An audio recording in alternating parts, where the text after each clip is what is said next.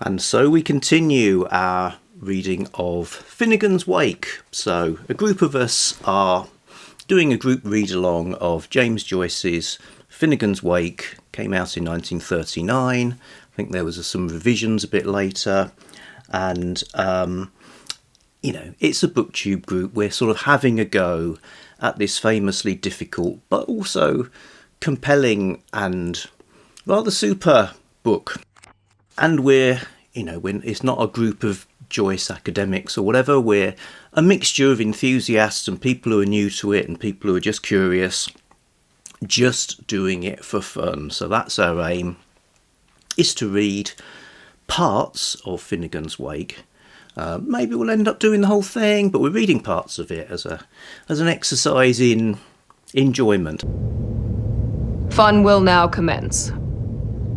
And there's a Discord group, which I'll link to down below. And I think we are having fun. People are saying they are, and they're enjoying the group as well. So, I think we've kind of got the right sort of, great mix of people and the right kind of tone there. And different, our different approaches. Some of us are just reading it to absorb the language and don't care at all about understanding any of what's going on. Others like to dig in and find references and background and things like that, and to sort of see what it's all about. Maybe reading other substantial things like Pat from Book Chat with Pat. She's reading Joyce biography, for instance, to sort of get context. So what kind of fun is it?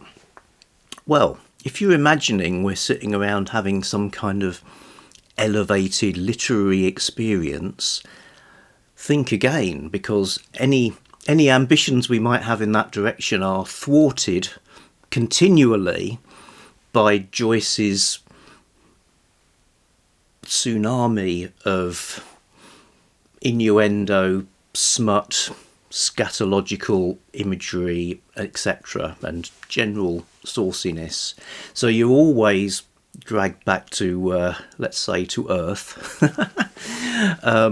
as well as getting some fabulously lyrical writing as well. We've read another chapter, and this one was structured like a quiz. Okay, so at one level, hey, it's a chapter like a quiz. Okay, that's kind of a bit of a way into it. And then there's, well, what are the individual sections about, like the questions and answers?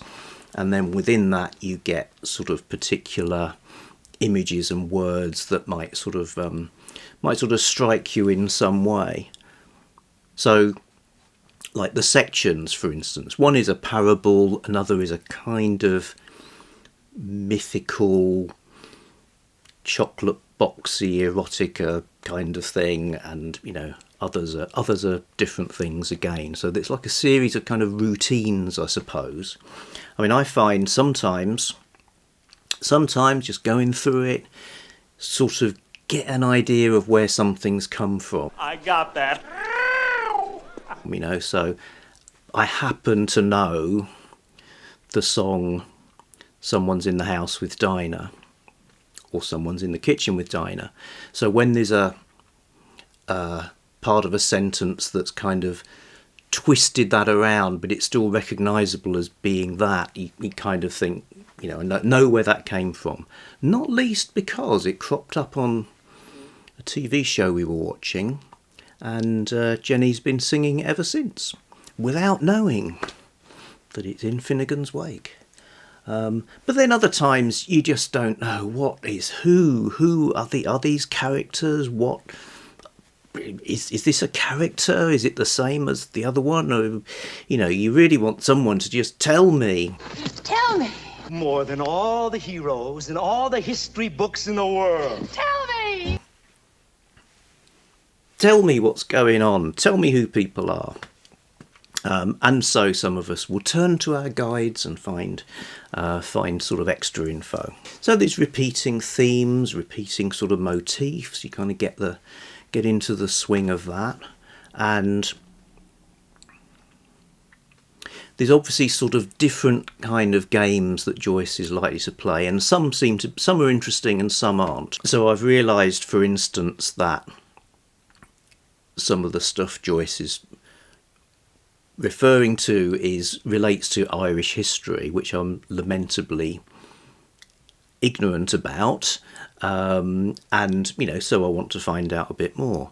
Other stuff, like, I don't know, there's some weirdness about Jonathan Swift had secret wives, or perhaps he didn't.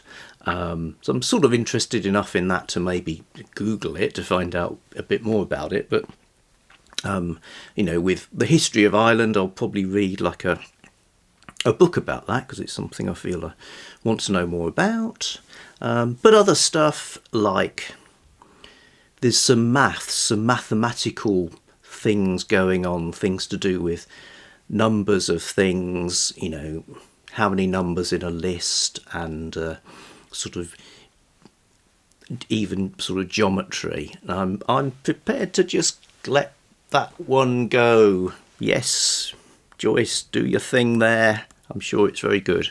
The other thing I've decided I'm not very interested in is James Joyce's literary feuding with fellow writers and critics, particularly people who didn't like Ulysses very much. He's satirising Wyndham Lewis quite a lot, and I just think, well, lads, take that outside, not in here. So, I know it's there, and move on to the next bit. Questions from subscribers, or questions or comments. So somebody asks,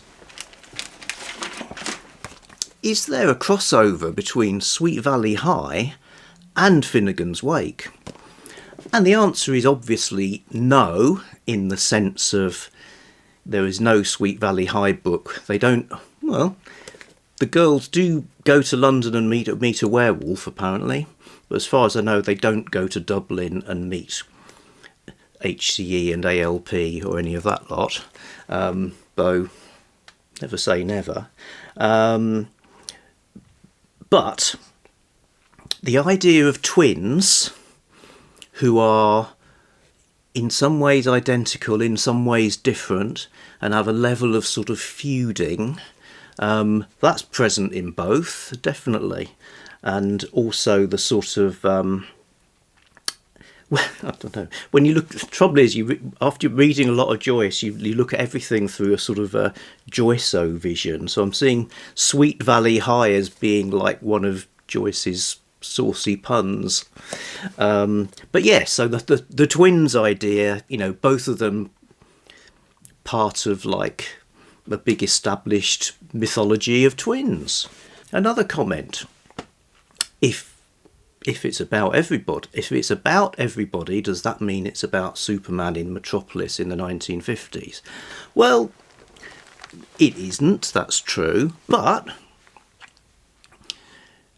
they both share the idea of a man who in some ways is an ordinary man, but is also a kind of supreme mythical hero, both at once, and kind of disguises and being a sort of eternal character, stuff like that. So again, you could see them not being the same, but as maybe sort of drawing from the same well, I suppose. You can see why Joseph Campbell, the guy who invented or wrote about the idea of a monomyth and the hero's journey and that kind of thing, was inspired by Finnegans Wake.